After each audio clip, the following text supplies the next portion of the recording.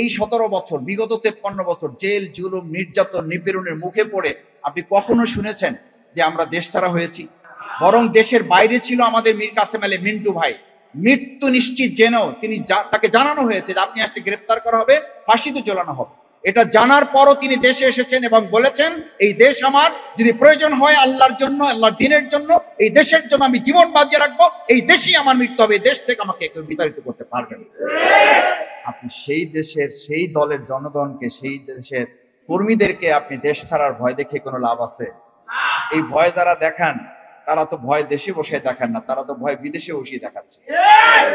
যদি আবার কেউ সেই বস্তা পচা সেই রাজনীতির দিকে ফিরে যায়, তাহলে তাদের বিরুদ্ধে আবার 5ই আগস্টের জন্য জনগণ প্রয়োজনে প্রস্তুতি করবে। আজকের এই প্রোগ্রামের মূলত আকর্ষণ যারা আপনারা, সে সমস্ত হাত হারানো, পা হারানো, চোখ হারানো, বঙ্গত্ব বরণকারী, জীবন বাজি রেখে যারা লড়াই করেছেন, ঘাম দিয়েছেন, রক্ত দিয়েছেন, জীবন বাজি রেখে যে সমস্ত ভাই এবং বোনেরা ভূমিকা পালন করেছেন, সে সমস্ত স্বাধীনতা যোদ্ধা ভাই এবং বোনেরা, সুধীমণ্ডলী, আসসালামু আলাইকুম রহমতুল্লাহি ওয়া বারাকাতুহু। আপনাদের কথা যত বেশি শোনা যাবে তত এই দেশ কল্যাণ এবং মঙ্গলের দিকে আগাবে। আপনাদেরকে যত সম্মান করা যাবে তত এই বাংলাদেশ সম্মানিত হবে। আপনাদেরকে যত বেশি মর্যাদা দেওয়া যাবে এই বাংলাদেশ পৃথিবীর মানচিত্রে তত বেশি মর্যাদাবান হবে।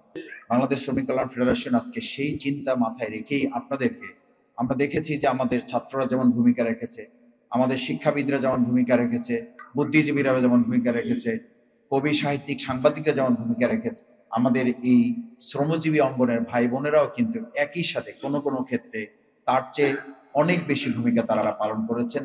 আমরা প্রথমে আল্লাহর কাছে দোয়া করি যারা অসুস্থ অবস্থায় আছেন, আল্লাহ যাতে তাদেরকে পরিপূর্ণ সুস্থতা দিয়ে আপনাদেরকে দুনিয়ায় মর্যাদাবান করেছেন, কাল কিয়ামতের দিন যেন আল্লাহ তাআলা আপনাদেরকে সম্মানিত করে জান্নাতুল ফেরদাউসের জন্য আপনাদেরকে কবুল ও মঞ্জুর করেন। আমিন।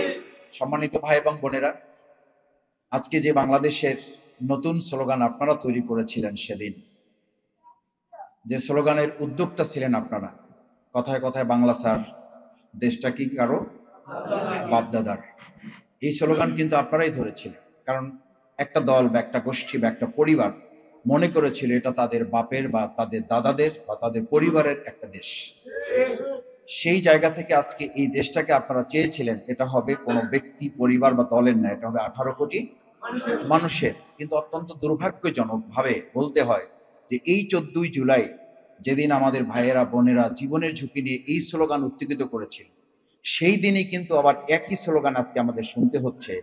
একটি দল বা একটি পরিবার বা একটা গোষ্ঠী বলছে অমুক দল তোমরা সব বাংলা স্যার। আমরা পরিষ্কার বলি 2024-এর জুলাই আগস্টের এই আহত পঙ্গুত্ব বরণকারী ভাই বোনেরা যারা আছেন তারা আজকে বলতে চায় আমরা ওই স্লোগানের চেতনাকে ধারণ করতে চাই, এবং ওই চেতনার স্লোগানই হচ্ছে এই বাংলাদেশের জনগণের স্লোগান, যেটা তারা সেদিন বলেছিল কথায় কথায় বাংলা স্যার, বাংলা তোমার বাপদাদার না। এই দেশ হচ্ছে কার?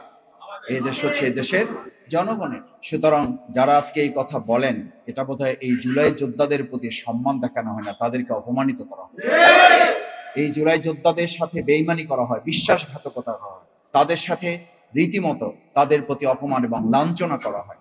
আমরা এই কথা এই কারণে বলি যে শুধুমাত্র আজকে রাজনৈতিক বিভেদ করার জন্য যদি কেউ কথা বলেন, যদি আজকে রাজনৈতিক স্লোগান দিয়ে বিভেদ তৈরি করে দেন, তাহলে এই জনগণই কিন্তু গতকাল তার আগের রাতে স্লোগান তুলেছিল, এটাও স্লোগান কিন্তু তুলেছিল যে আমরা এই যখন আপনারা স্লোগান তুলেছিলেন ঢাকা না দিল্লি, এখন কিন্তু ঢাকার সাথে লন্ডন যুক্ত করে দেওয়া হয়েছে।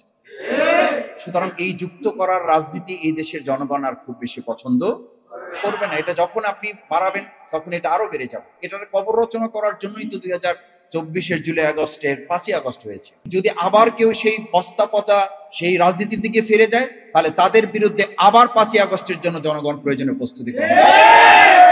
ওই পিছনের রাজনীতিতে দেশের মানুষ আর ফিরে যেতে চায় না। আমি আপনাদের কাছে একটা কথা বলি, আপনারা বিবেচনার জন্য আপনাদের বিবেকের কাছে রাখি, শুধু বিগত 17 বছর না, বিগত 53 বছর দেশ স্বাধীনের পর যারা আজকে আমরা এটা বলি যে এই যে আজকে আমরা দিল্লির সাথে ঢাকা, দিল্লির সাথে পিন্ডি, পাকিস্তানের কথা বলি, দেখেন বাংলাদেশ জামাত ইসলামী একজন কর্মী, একজন সমর্থক, একজন সহযোগী, একজন শুভাকাঙ্ক্ষী এই 17 বছর, বিগত 53 বছর জেল, জুলুম, নির্যাতন, নিপীড়নের মুখে পড়ে আপনি কখনো শুনেছেন যে আমরা দেশ ছাড়া হয়েছি? বরং দেশের বাইরে ছিল আমাদের মীর কাসেম আলী মিন্টু ভাই।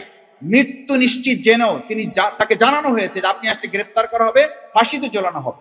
এটা জানার পরও তিনি দেশে এসেছেন এবং বলেছেন এই দেশ আমার, যদি প্রয়োজন হয় আল্লাহর জন্য, আল্লাহর দ্বীনের জন্য, এই দেশের জন্য আমি জীবন বাজিয়ে রাখবো, এই দেশেই আমার মৃত্যু হবে, এই দেশ থেকে আমাকে কেউ বিতাড়িত করতে পারবে না। আপনি সেই দেশের, সেই দলের জনগণকে, সেই দেশের কর্মীদেরকে আপনি দেশ ছাড়ার ভয় দেখে কোনো লাভ আছে? এই ভয় যারা দেখান তারা তো ভয় দেশে বসে দেখান না, তারা তো ভয় বিদেশে বসিয়ে দেখাচ্ছে। আমরা এই কথাগুলো আলোচনা এই জন্য নিয়ে আসছি যে আজকে আমাদের এই জুলাই যোদ্ধাদের প্রেরণাটা ছিল, চেতনাটা ছিল, জুলাই আগস্টের চেতনাটা ছিল আমরা ঐক্যবদ্ধভাবে দেশটাকে করবো। তাহলে বিভেদের রাজনীতিতে আমরা কেন জড়াচ্ছি? কেন বিভেদের রাজনীতিতে আমরা নিজেদেরকে বারবার ঠেলে দিচ্ছি? আমি আপনাদের কাছে শুধু অনুরোধ করতে চাই, সম্মানিত ভাই এবং বোনেরা, এখানে যারা এসছেন, কবি কাজী নজরুল ইসলাম এক আল্লাহ জিন্দাবাদ একটা চমৎকার কবিতা এই জাতির জন্য লিখে দিয়ে গিয়েছে।